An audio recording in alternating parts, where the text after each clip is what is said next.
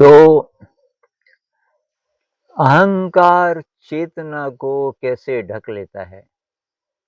किसी ने प्रश्न पूछा है कि अगर चेतना इतनी शक्तिशाली है, चेतना बोलो, ब्रह्म बोलो, कॉन्शियसनेस बोलो, हायर सेल्फ बोलो, तो उसके लिए जो विशेषण आते हैं, वैसे आते हैं कि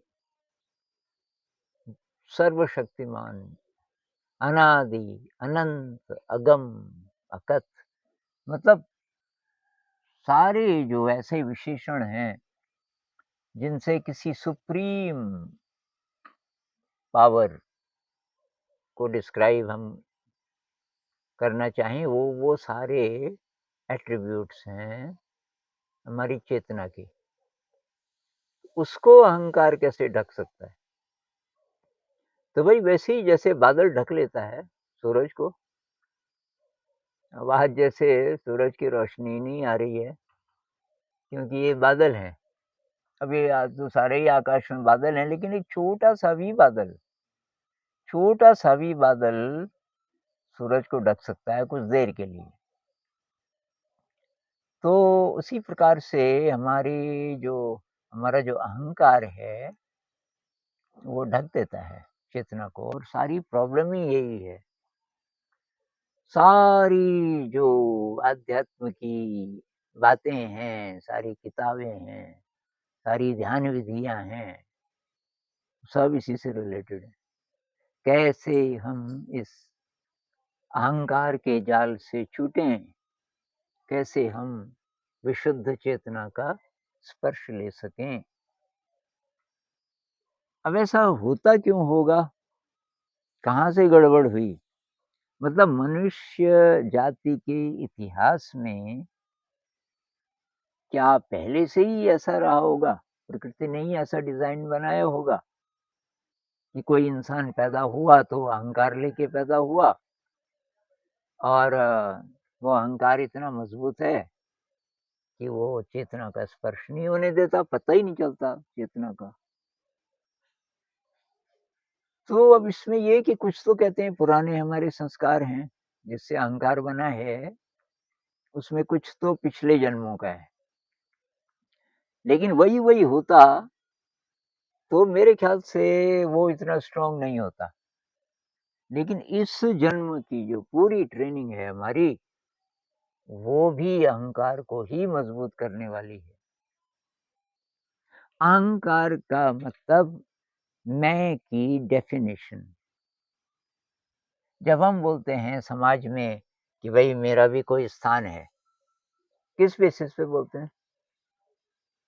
कि मेरा नाम है, मैं कुछ बड़ा हूँ, मेरी अथॉरिटी है, मेरी पावर है, मेरे पास पैसा है, और मेरा दबदबा है, इत्यादि, इत्यादि। ये सब बाहर की बातें हैं। मतलब बाहर के जगत में कुछ देर के लिए, कुछ विशेष परिस्थितियों के कारण आपकी जो परिभाषा है, आप उससे चिपक गए। वही अहंकार है। अगर कुछ देर के लिए ऐसा अनुभव हो जाए, सारी याद गिर जाए, कोई बहुत बड़ा शक्तिशाली आदमी है, बहुत बड़ी अथॉरिटी, जिसके एक इशारे से कुछ का कुछ हो सकता है, उसके पास बहुत पैसा भी है, बहुत लोग डरते भी हैं, बहुत रिस्पेक्ट भी है, इत्यादि, और वो सोचता है कि मैं कुछ हूँ, और सड़क पे चलते-चलते अचानक उसकी मेमोरी गायब हो जाए, कुछ देर के लिए। अब वो सड़क के किनारे एक बेंच पे बैठा है और सन्नाटा हो गया, खाली, एकदम खाली, इतना खाली कि अपना नाम भी याद न रहा, अपनी बैकग्राउंड कुछ नहीं याद रही। ये कौन है, कहाँ से आया, ये सब भूल गया। तब क्या होगा? उस समय अहंकार खत्म हो गया, उस समय अहंकार ज़ीरो हो गया। तो वो जो अनुभव होगा उस समय, बिना अहंकार वाला, वो चेतना का स्पर्श होगा, जिसको मिस्टिकल एक्सपीरियंस कहते हैं। लेकिन हो कैसे? उसी के लिए ध्यान है कि अपने आप तो किसी-किसी को हो जाता है, लेकिन ज़्यादातर केसेस में कुछ करना पड़ेगा।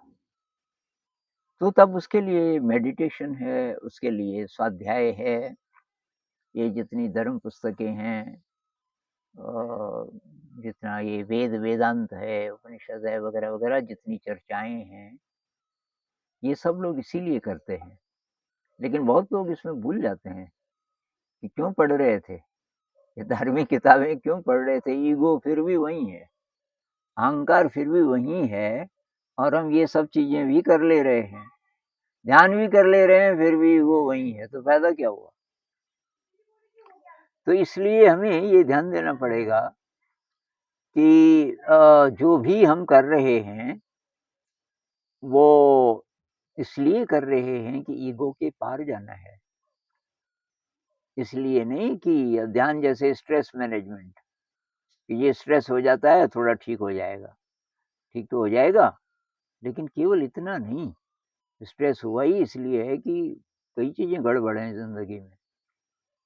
तो ये अगर बात समझ आ जाए कि ये अहंकार कैसे बना और जब तक ये हावी रहेगा, हावी ना हो तब प्रॉब्लम नहीं है।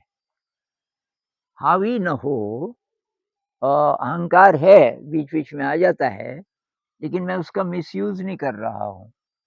कभी-कभी उसका उपयोग करना पड़ सकता है। जैसे कोई बहुत बड़ा साहब है, अब वो समझ गया आध्यात्मिक है तो बहुत विनम्र भी है, अपनी पावर का कहीं दुरुपयोग नहीं करता, किसी को सामान्यतः पता नहीं चलने देता कि मैं बहुत बड़ी अथॉरिटी हूँ।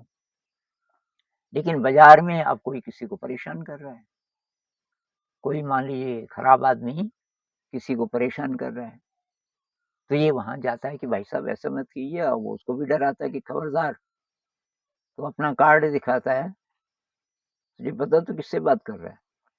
अभी जेल हो जाएगी और कुछ साल तक बाहर नहीं निकलेगा, मान लीजिए। तो ये उसने यूज़ किया अपने ईगो को, ये सदुपयोग है एक तरीके से, पावर का सदुपयोग, दुर्जन वृत्ति के लोगों से उनको ठिकाने पे लाने के लिए। तो ये है सारी बात, पहले तो हमें ये पहचानना पड़ेगा कि मेरा ईगो कैसे-कैसे बना है, मैं वैल्यू किस-किस चीज़ को देता हूँ, क्या मैं कृतज्ञता, विनम्रता, निस्वार्थ सेवा, क्रिएटिविटी, किसी रस में डूब जाना, क्या मैं इन चीज़ों को महत्व देता हूँ? या कि उन चीज़ों को जिन्हें लोग एप्रिशिएट करें, जिनकी वैल्यू है दुनिया के मार्केट में। तो दुनिया के मार्केट में जिस-जिस चीज़ की वैल्यू है और उस वैल्यू के सहारे आप बोलते हो कि मैं भी कुछ हूँ, तो वो ईगो है, उस पे काम करना पड़ेगा। उसका मतलब ये नहीं कि सब छोड़-छाड़ दो, उसका उसको अपना मत मानो और दुरुपयोग मत करो। ये जो है ना, ईशोपनिषद में है, ये ईशावास्यमिदं सर्वं यत्किंच जगत्याम जगत। इस जगत में जो कुछ भी है, ईश्वरमय है, तेरा नहीं है। तेन त्यक्तेन भुंजीथा, अब उसका उपभोग तो करना है, लेकिन इस भावना के साथ कि मेरा नहीं है। माँ घृतः कस्यचित् धनम, तो फिर कोई लालच भी नहीं आपको होगा किसी भी प्रकार का, क्योंकि ये तो सब बार-बार की चीज़ें हैं। तो तब तब अहंकार ढकेगा नहीं चेतना को, अहंकार है अपनी जगह, अब जब चाहो उसको एक तरफ रख दो, जब चाहो कि उपयोग करना है तो कर लो, लेकिन वो आपको बाधा नहीं डालेगी।